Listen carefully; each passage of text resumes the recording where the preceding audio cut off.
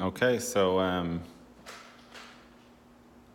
this is October 1st. I am live streaming for patrons only, and I'm going to be drawing today, be drawing an eye. It's a video that I've been wanting to make for a while. I'm actually going to make one that's fully realized for Patreon, and that's going to be a different video. This is just going to be a kind of a just something to do while I'm kind of chatting with you guys, and if there's kind of questions also about this, I can answer it. I also have probably 5 or 6 questions that people messaged or emailed to me during the month, so I have quite a few to kind of get to that'll probably take us through the hour, but as always, if you do have a question, just pop it into the comments and I'll kind of get to it.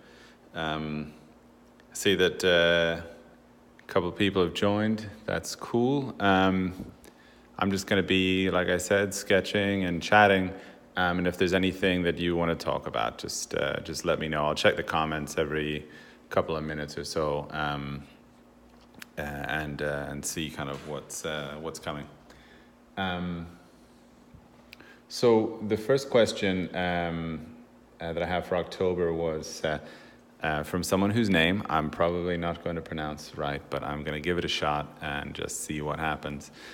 This is from Baltazar Lopez Martinez. And he asks, how do you decide the size of the portrait? We often find the recommendation is that the portrait be life size or a little smaller, but I see that your portraits are smaller still, at half life size. So I can infer by comparing the size of the portrait compared to the size of your hand. Is there a reason to choose this size, or is it a matter of personal decision? I find it difficult to draw a portrait in that size because the errors are more obvious. My second question is, how do you avoid the brilliance of graphite after several layers? So I'll just get to those kind of one at a time. The first question about the sort of size of the portraits that I draw, really, I draw in quite a variety of different sizes. I do make some life-size portraits when that seems kind of interesting to do. But a lot of times I work a bit smaller, and I think it's something that for me I started doing. I think it was right about the time that I graduated from the academy. I started to get the sense that there was this really appealing way that a smaller portrait almost looks like it takes you like this step away from reality that I think is kind of an interesting step to take. It kind of almost makes it like this is going to sound terrible, but almost like a toy or a doll in a way that that you kind of look at it differently than you look at kind of someone that you're face to face with, right? A life-size portrait in some ways can be very confrontational, whereas one that's made much smaller than that can almost be, you can almost get a bit of a kind of sense that you're like a voyeur, like looking into this other world, that's populated by, I think, people at a different scale than you. I know that I'm probably digging deeper into that than probably most people looking at the drawing will do. But I think probably that's part of my job to do to do that. As for the brilliance of graphite and how to avoid that sheen, it's something I've talked about a lot, but I kind of usually just rely on kind of building up slow layers. I think you'll never notice in a drawing that I make that I'd press a deep kind of dark line into it. I'd always, and you notice this especially as the videos are kind of sped up, I always kind of hover over the line that I make, or hover over the value, so that if I'm trying to make like a darker value like I would here, it's always made out of a soft application of value rather than kind of grinding into the paper. Now, I mean, I'm not like a magician either. Like my drawings will sometimes have a little bit of a sheen to them. But I avoid it by 2 ways. One, by slowly building up, but also, and this is something that probably it might kind of escape your notice at first, but you could notice that in my drawings, I never actually get to the deepest, kind of darkest black that you can get to. I don't actually push my value range as far as it could go, precisely for the reason that I don't like that sheen, and I know the graphite will give me that, and so I just try and stay away from it. That causes me to have to kind of unify my dark values a little bit more, because I don't have available to me the chance to go like super dark, or at least I don't take that opportunity.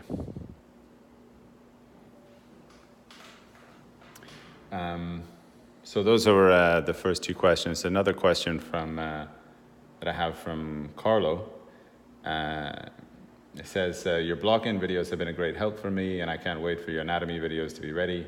I was just wondering on your thoughts about contemporary art schools and how they differ from the academy you studied at. He says that to his disadvantage, the one he's going to seems to be more focused on creativity and expression rather than building fundamental skills. Well, Carlo, this is a long question to kind of get into. And, you know, I think there's a lot of nuance to it. I think if you want to discuss it properly, I think you have to kind of respect the nuance of the situation. I think a lot of like atelier artists or artists who were trained as I was trained will maybe tend to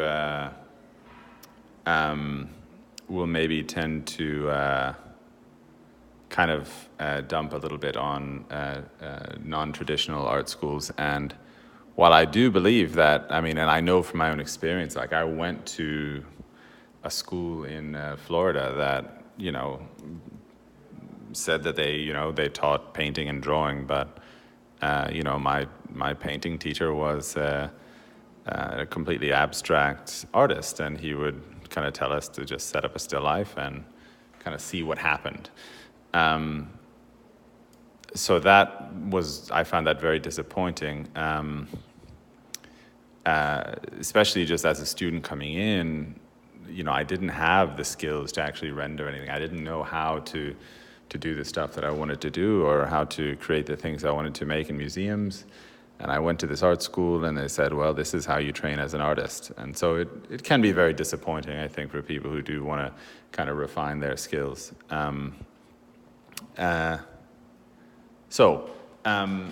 That's, I think, the side of kind of the reality of the situation for a lot of people, and it's a very common story, is that you kind of go to these schools and they don't really teach you to do the thing that you thought that they would teach you to do.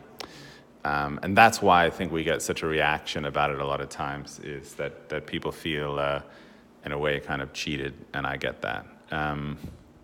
I guess I haven't done much to defend those schools. Let me see if I can kind of turn this around a little bit.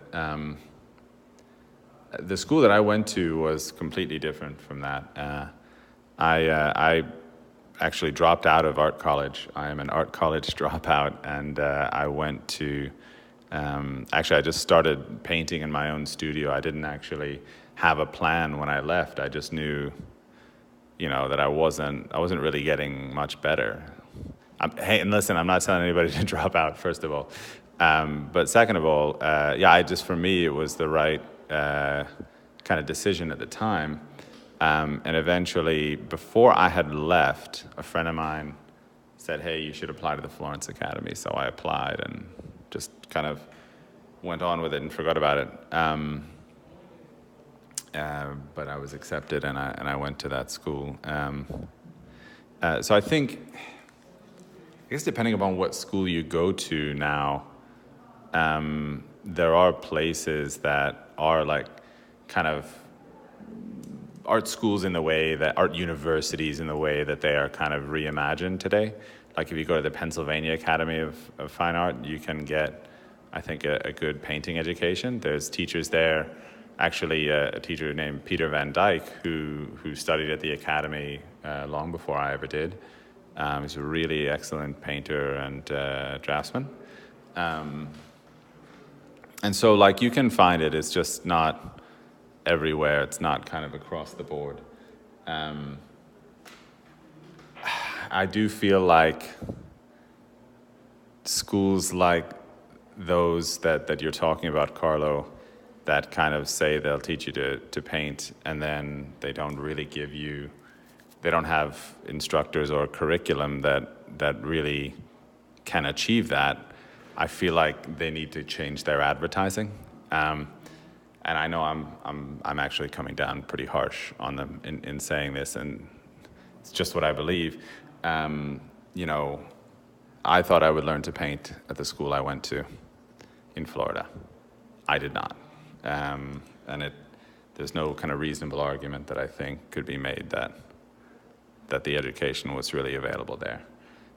But unfortunately, there's not necessarily any kind of this kind of education that I had in Florence has not yet kind of reached the mainstream. And so, or let's say that maybe even just now, I think it's kind of reaching the mainstream. So it's not yet infiltrated, I think, universities. Like I said, Pennsylvania Academy is one that I know about, where you do have actually a teacher who was properly trained to paint, that understands the technical processes involved in that, and understands how to draw, and understands that, you know, it's learning to see and observe the world. So it's available, but we're probably going to have to wait another 10 years before I think it's kind of widely available. So yeah, I hope that kind of answers the question, which maybe is a little bit of a challenging one to answer. I just think that it's a little bit unfortunate sometimes when young people, as I was, kind of expect one thing and get a different one from their education. And I hope that, of course, that you don't wind up accruing too much kind of debt in that circumstance. Yeah.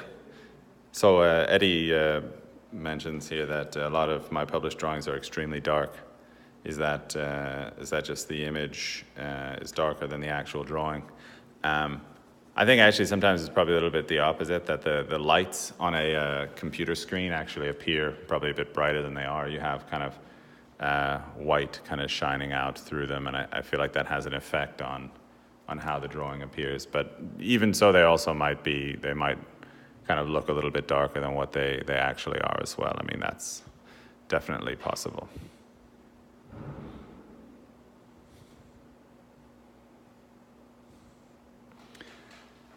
So I have a question also from Devin Clark here, and he says, I wanted to know how long you studied at the Florence Academy, and is there a market for drawing? I heard many years ago that there isn't market for drawing, for drawings like what you do in these videos. What I mean by market is it's not very lucrative. I don't do this for money, but money helps. Well, Devin Clark, you are definitely preaching to the choir in that one. I think to be an artist, you need to find out how to fund your art career.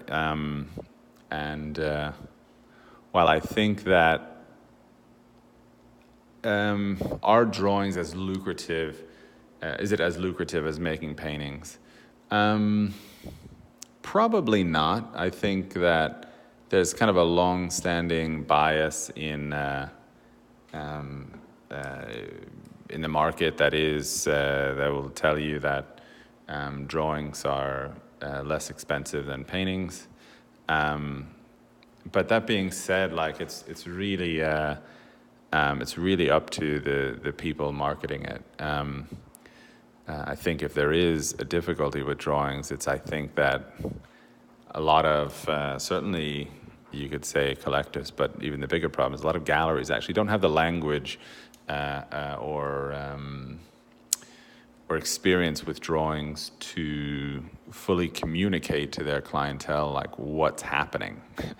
I think that there's enough of a backlog of like understanding about the Impressionist paintings and how how those artists in the 19th century kind of got on, that people can get on board with paintings, but they're not as familiar with how drawing is a kind of an art form. Now, there are different kinds of markets that you can get to, though. Like a lot of the galleries that I've worked with are firmly in the kind of conservative world of kind of maybe conservative art views. People that like kind of traditional artwork maybe are a little bit more, I don't know, they like a little bit of an older aesthetic, which carries with it, I think, the ideas that like artists of those eras also didn't kind of value drawing in a sense. I mean, you can say that like, Michelangelo burned many of his preparatory drawings. It wasn't really a thing. They were just there to service painting in terms of like a preparation. Now, of course, if any of you were lucky enough to see the Michelangelo show at the Metropolitan last year, you'll know that his drawings are fantastic and really beautiful to see. And I think also that like contemporary artists, and by that I mean people who are working in a paradigm that is more inclined to kind of experimentation and more maybe modernistic aesthetics, don't really look at drawing as like the preparation to painting. I think they kind of accept it a little bit more as its own medium, which is very much to the benefit of artists. So I guess the long story that I'm telling to get to the short version is that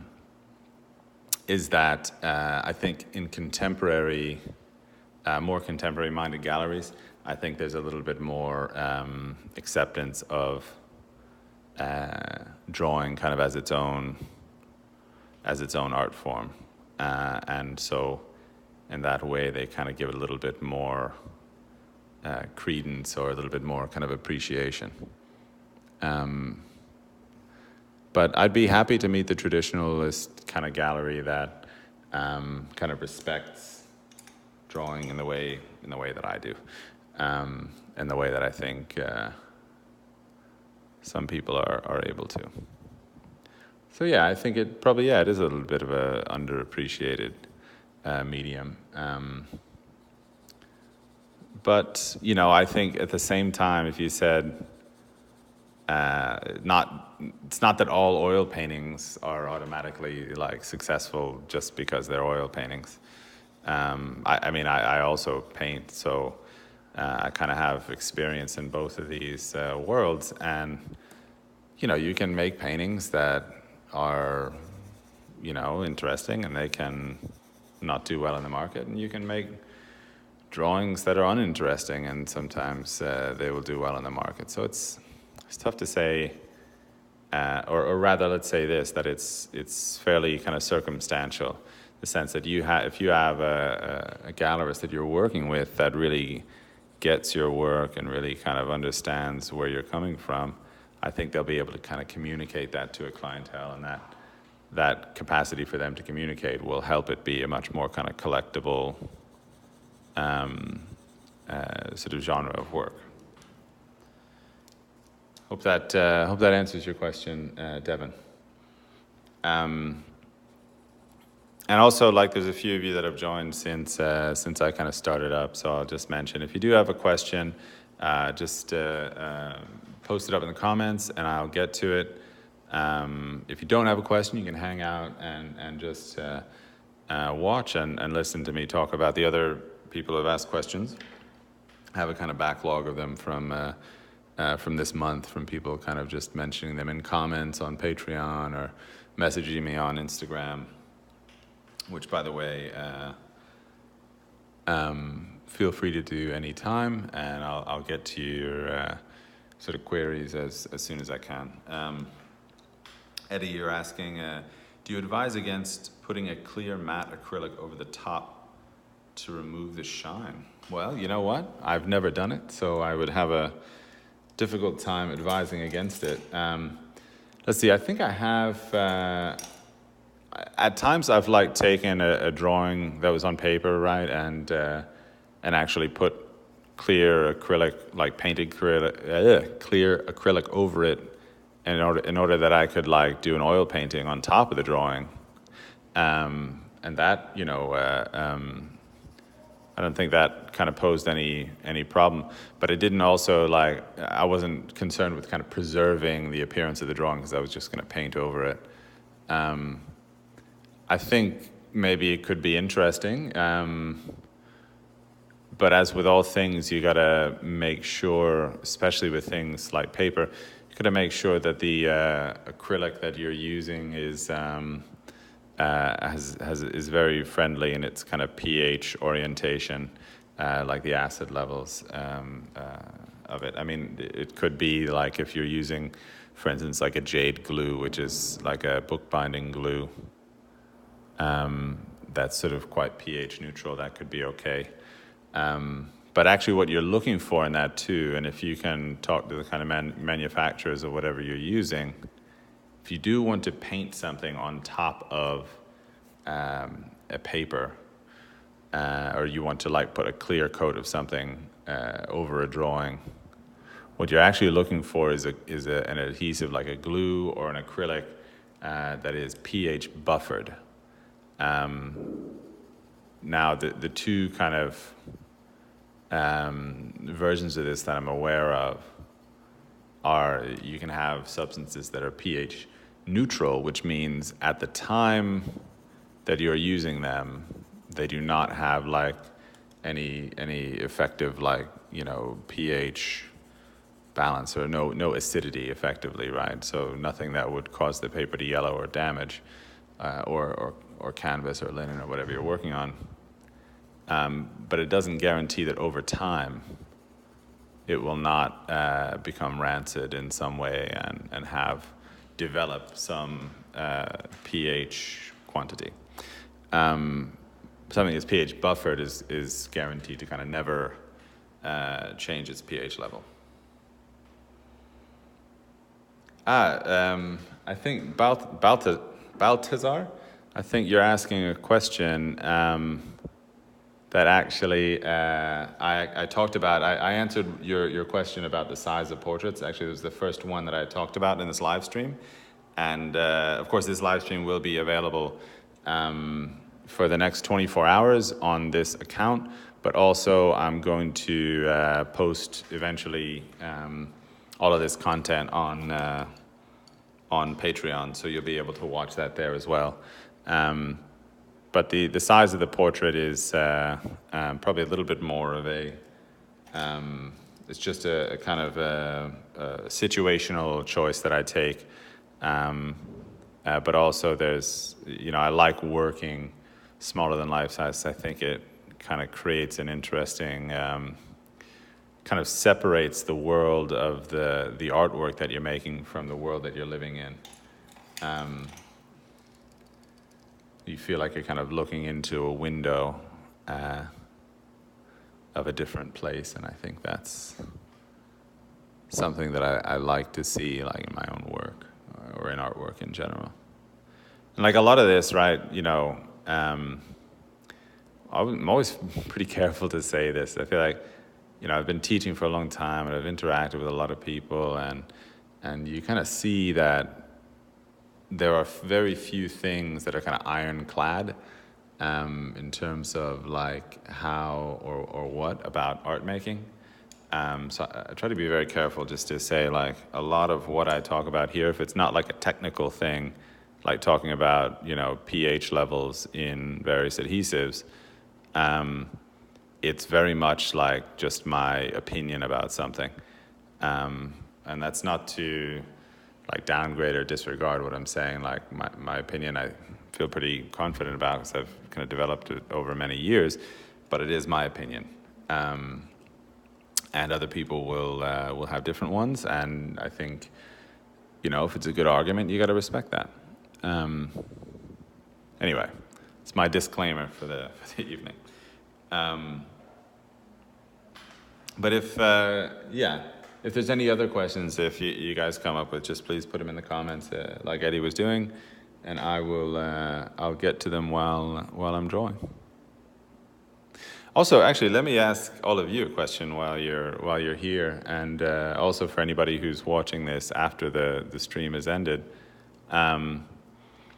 So there's a goal that's we kind of hit, but then Patreon kind of fluctuates every now and then. So we went over the $2,000 goal, which is great. But then of course we kind of as people sign up and go away, we kind of slip back below it. But I said I was going to do a drawing of an eye in which I talk about the anatomy and construction of the eye and so on. And I'm actually really excited about doing that, and I'm going to do it regardless, I think, whether we... I think we'll probably go over 2,000 again soon, but just to say I'm going to start working on that, and I'm going to put it out very soon, or as soon as I'm able to. But what I wanted to ask you is this. I actually think that one of the things that I've heard most from subscribers to this page is that they're really interested in building their skills and hearing me kind of talk or teach during the videos that I make. For the portraits that I make, I'm usually drawing for up to 8-10 hours, 12 hours sometimes of video. It's really not possible for me to talk during that entire time. What I think would be interesting actually is to, for some months, instead of putting out like just a portrait video, maybe I would do a video about an eye and a video about an ear, video about different features of the body. I could get into anatomy and stuff. So we would kind of expand a little bit, both out of just doing portraits, but also into different parts of the body and stuff like that, where it'd be kind of more kind of drawing lessons. I just wanted to take a temperature with everybody and see what we all kind of thought about that. So you can send me a message. I think I'll put a poll up eventually on Patreon just to ask everybody about that and see what all of us think. So if 1 or 2 months it wasn't a portrait, instead it was like more instructional videos, maybe that would be interesting. Or maybe not. Maybe you guys like everything just the way it is. But we'll figure it out. Yes, I was talking about the shininess of graphite as well. That was, I think, the third question that I got to, which was also... a couple of people, I think, asked about the shininess of graphite. But Balthazar, I think, I was actually just about to get to another question that you got to. But you've written here, could you devote a little more time to developing the language of lines theme? I started to learn to draw with the principle that there are no lines in a portrait or in nature, perhaps more involved in the technique of sfumato to lose the boundaries between each drawing plane. But I'm surprised that in your portraits you use line with frequency, and not only that, but you highlight it as a part of the interpretation that you make of the appearance of the person through a portrait. Let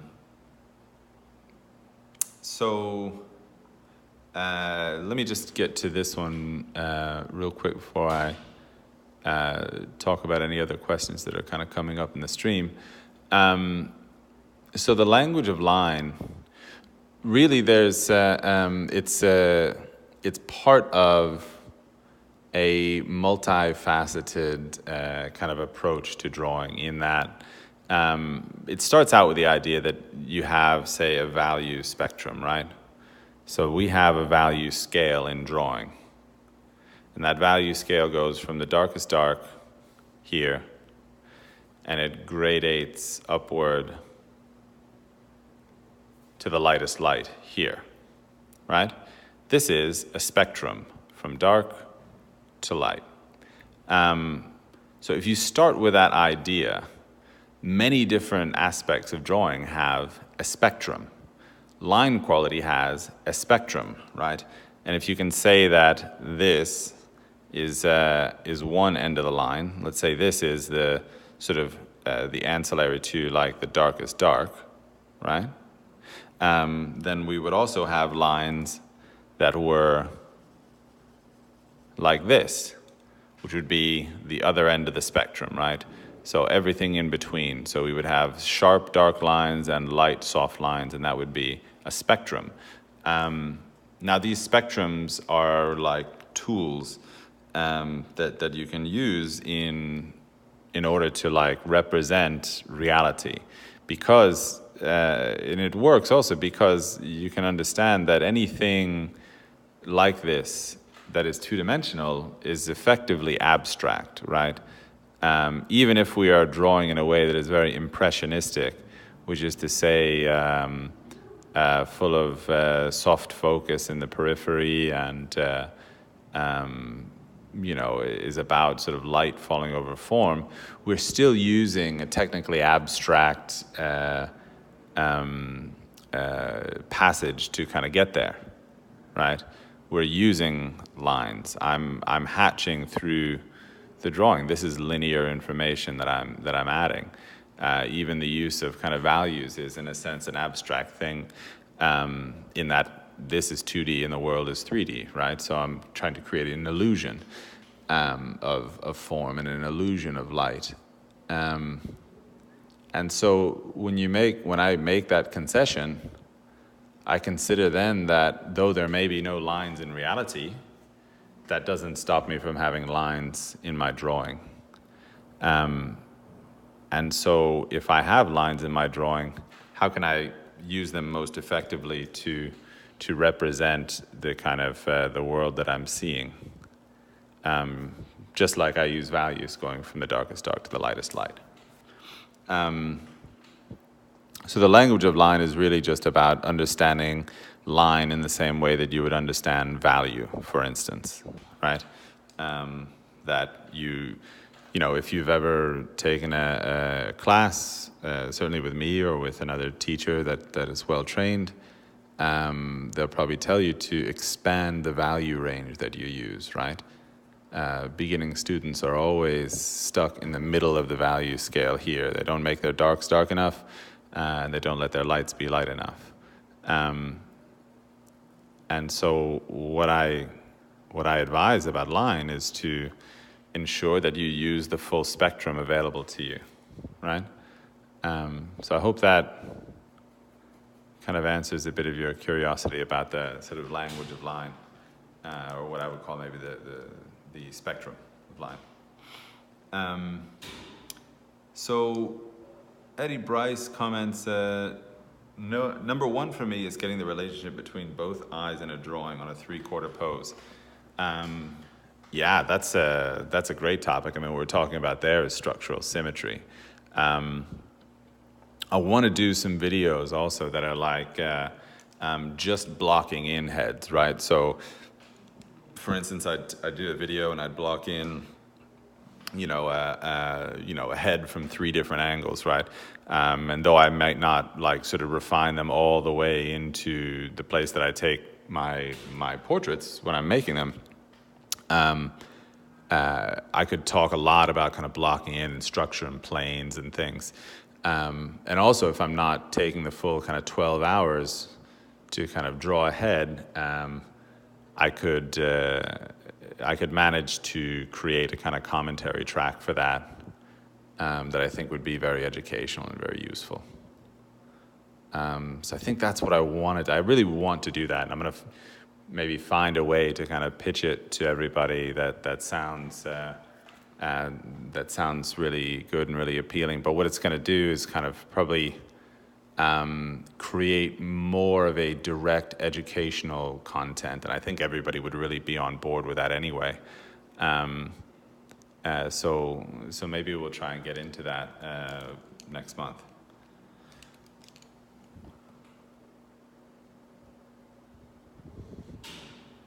Okay, so I do have one more question from, I hope I pronounced this correctly, but Ginny Kodu. I probably didn't pronounce that right, so please excuse me, but I tried. Ginny asks, are you consistently making contact between the pencil and the paper when you move the pencil back and forth quickly? Sometimes it almost seems as if you're lifting off and then deciding whether to add more while still moving back and forth. Yeah, you're not totally wrong about that. I mean, there is a lot of kind of action to when I'm drawing, and I do kind of lift a little bit the pressure that I'm putting on the page. Critical to doing that, actually, since you bring it up, and this is something that I get to talk to about the students here at the academy all the time, is, and you'll notice this too if you watch me often, I'm always resting my hand on the paper. I'm taking the pressure off of the point of the pencil, putting that pressure onto my hand, so that when I put my pencil on the paper, there's almost no weight resting on it, right? So I can make my my applications as light as a feather, or I can push harder and make them quite a bit darker, right? Either of these is possible, but if I have like my hand loose and floating around, the pressure that I apply while putting value tends to be variable. It's light here, it's dark here, it's light again here. So in order to kind of compensate for that variable, I think leaning my hand on the paper is oddly enough is a really big part of how I kind of get the control that I get. I know it seems like a small thing, but it's actually it's actually kind of critical to gaining a kind of control in the drawing. So also, if anybody here is has just showed up, if you have a question, just post it in the comments and I'll get to it. I've actually just gotten through all of the questions that I have for this month.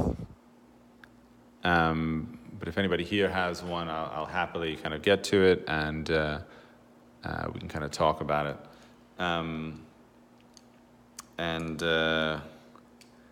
Let's see. I was just gonna say something actually. It's kind of, I do try to stay as focused as I can, evenly in between drawing and talking, but sometimes I do kind of float off a little bit if I'm kind of working on a passage of the drawing that requires a little bit more of my brain than some others. So if I lose the thread sometimes, you have to forgive me.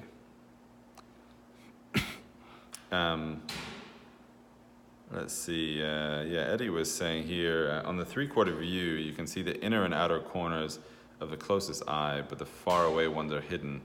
Yeah, like you can see the tear duct on this eye, but on the eye, like on the other side, that'd be here, like the bridge of the nose would kind of hide the tear duct. Yeah, in those times, it's it puts a lot of pressure on the other parts of the eye to establish the symmetry. So if you can't see the tear duct, you got to go top of the eye, sort of crease above the eye. You go bottom of the eyelid. If you do see it, the actual bottom of the iris is useful. Height of the lower eyelid. There's a lot of different kind of markers you can take to kind of establish that symmetry, and also the relationship of one eyebrow to the other. So all these things can kind of be hit even if the tear duct is hidden. But it's it can be more challenging the more things are hidden, or if the whole other eye socket is in shadow, for instance. That's another kind of that can be another really kind of challenging kind of aspect to try to create a sense of kind of believable symmetry within.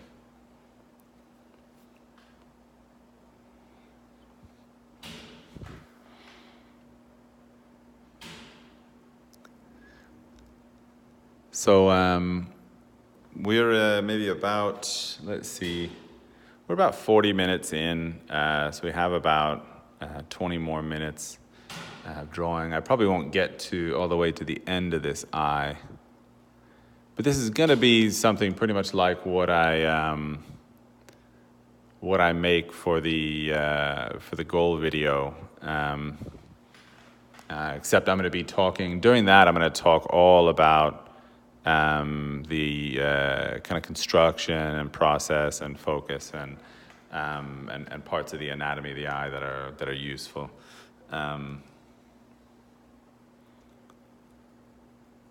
This one, it's just a little bit of a run up, and I wanted to kind of give you guys something fresh to see while I was talking.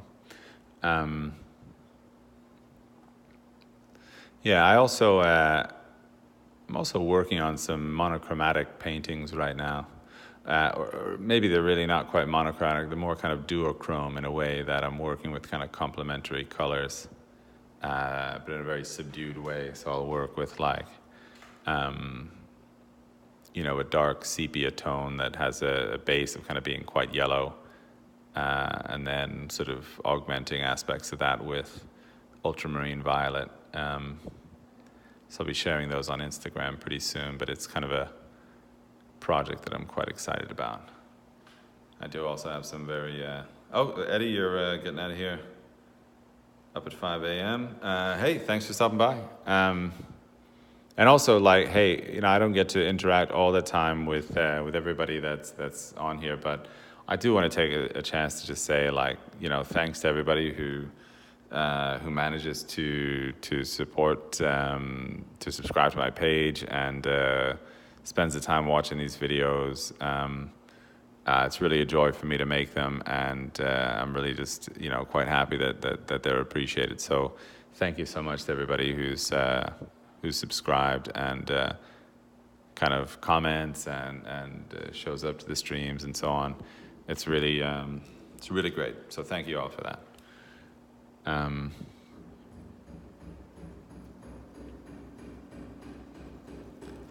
So at this point, like in the design of the eye, and it's something that it's really kind of close to my heart as well, is that I do feel like drawing the eye itself, though challenging, is not maybe the principal challenge that you face in portraiture. Like, the eye has its detail, and if you understand the detail of it, you can do a lot with it. I think it's the context that the eye is in. It's really, how the skull kind of revolves around the eye socket that actually is what we really face as a kind of challenge, is kind of placing the eye well inside the skull, right? And if you listen to me, talk about facial structure and things before, you understand, like, I talk constantly about the anatomy of the head and certainly the anatomy of the skull. The better you know that, and the more familiar with those things you are, the more sort of, I don't want to say detail, but I want to say clarity you're able to kind of infuse your drawing with, right? If we want to make things that are like quite simple and eloquent and beautiful, I think it requires a lot of knowledge underneath. And so part of, if you want to draw the eye well, is also understand what the eye is sitting in, right? So what does the actual cavity within the skull look like? What kind of fatty deposits and fleshy kind of areas are sitting around the eye, which I'm kind of posing as a question to you all, but there are also things that I'm going to discuss in one of the next videos that I make for Patreon. I'm going to talk all about the structures of the eye, and hopefully by watching that, you can kind of get a bit of a glimpse into maybe the insight that I need anyway to kind of make the drawings that I make of people. And while I think also that watching those will be informative and interesting, just everybody, please remember, you got to get this knowledge into your hands. So drawing is really the way that you learn.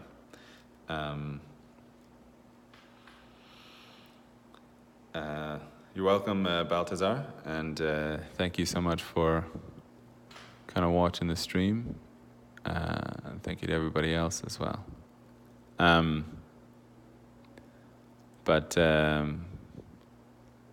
Yeah, just I was going to say, get this knowledge into your hands.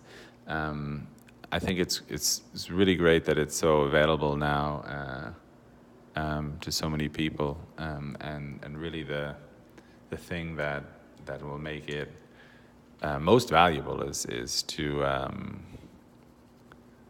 gain the experience with your hand and coordination that will let you use this knowledge to the greatest degree of kind of benefit. Yeah, so that's I will step off my soapbox now and won't bother you all about that.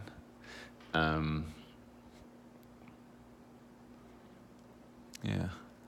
So I've also got now this sort of inner corner of the eye.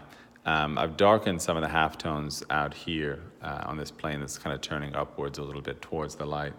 And I need to then kind of equalize kind of my value use by kind of dropping the values in here down a little bit further. Otherwise, the value out here in the light and here in the shadow are going to be a little bit too similar. That being said, I also don't want to make too kind of sharp an edge through this section of the inner corner of the kind of eye socket. You want to be really kind of precious about where you put those sharp edges in, because they do create these kind of compositional focal points, and probably you don't want your focal point just here, like at the edge of a shadow or something, or at least it doesn't make as much sense as it would, say, to have that along this sort of crease above the upper eyelid.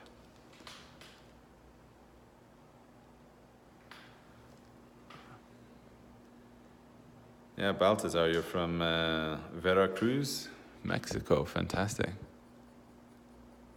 Yeah, it is. I bet it is probably a bit tough in some areas on the West Coast to find a really good atelier to train at. Yeah, and that's always actually kind of really exciting when I started doing this. I mean, I was never into really doing anything internet related, like with my work, until I started up on Patreon. And when I think about when I went to school, there was, I think, not an absolute single person making anything like this sort of widely available on the internet. So I'm just kind of happy to be someone who kind of people can connect with and get this information from. It's when you're very distant from it, it can seem.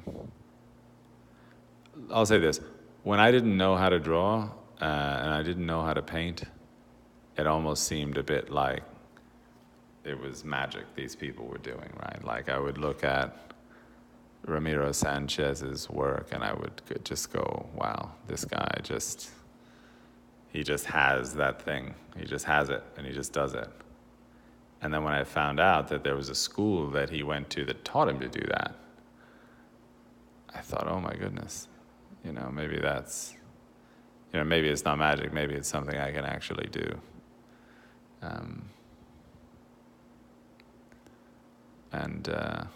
Eventually, over time, I figured a couple things out. It's just cool to be kind of a part of that. What's the word I'm looking for? Just to be a part of that, that kind of passing on, a link in that chain of kind of knowledge, I think that's really great. So yeah, we're probably about where I'll get to with this eye for now. I think there's some good kind of construction happening in various areas, but now would be the time to actually start adding maybe slightly more detailed shapes here and there. You know, getting into the lower eyelid and some of the various kind of softer gradient planes of the lower eyelid through here as well. But that would be kind of for another time. I can't really get to it in the time that we do have, but I think it was a really nice kind of exercise drawing this with all of you. And if you have thoughts about like parts of the face that you'd like to see like an interesting study of, please just let me know and pop them in the comments, and or shoot me a comment, on Patreon or Instagram or wherever, and I'll bring that up for the next month, or I'll make an isolated video about it as well. I think I have a plan to make, like I said, some videos about various features that I think are going to be really stimulating. But I'd also have to, I got to figure out a way to kind of get it into my workflow that's not going to create a kind of a disaster of time spent. I've got a lot of, as we all do, I'm sure, have a lot of stuff on our plate currently, so I gotta be really savvy in how I kind of manage my time. But hey, listen, thank you to everybody that was here today and everybody that stopped by. And if you're watching this after the stream, thank you so much for checking it out. And I'll talk to you guys next time.